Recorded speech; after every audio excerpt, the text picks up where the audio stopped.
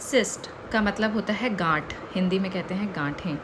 Now क्या जो polycystic ovarian syndrome होता है उसमें भी जो पॉलीसिस्टिक होता है वो सिस्ट गांठें होती हैं हमारी ओवरीज में?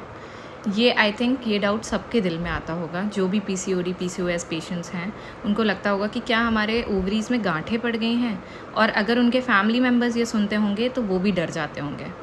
तो here I am to burst this conclusion. ऐसा कुछ भी नहीं होता है। जो पॉलीसिस्टिक ओवेरियन सिंड्रोम होता है या फिर पॉलीसिस्टिक ओवेरियन डिसीज़ होता है, पीसीओडी पीसीओएस जिसे बहुत कॉमन वर्ड्स में बोला जाता है, उनमें जो पॉलीसिस्टिक बोला जाता है, पॉलीसिस्टिक मतलब मल्टीपल सिस्ट। अब ये सिस्ट क्या होते हैं?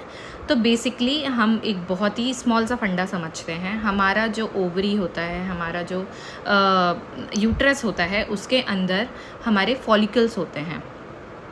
जो फॉलिकल्स हमारे ओव्यूलेशन के टाइम पे, जब हमारा महीना आता है, उसके पहले एग्स प्रोड्यूस करते हैं।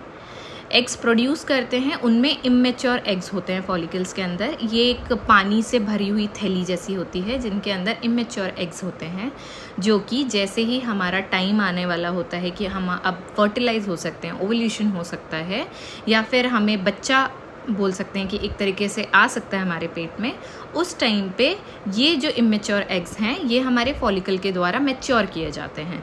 नाउ अब अगर पीसीओएस पीसीओडी पेशेंट है तो उनमें ये मैच्योर हो ही नहीं पाते हैं। यही इमेच्योर जो एग्स होते हैं ये फॉलिकल्स में ही हमारी जो ओवरी है उसमें बहुत सारे मल्टीपल फॉर्म में प्रेजेंट हो जाते हैं।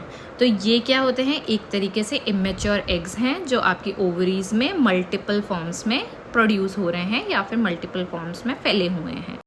और इसका जो भी लाइफस्टाइल चेंजेस और जो भी इसके लिए किया जा सकता है उसको करेंगे और अपने आप को हेल्दी रखेंगे।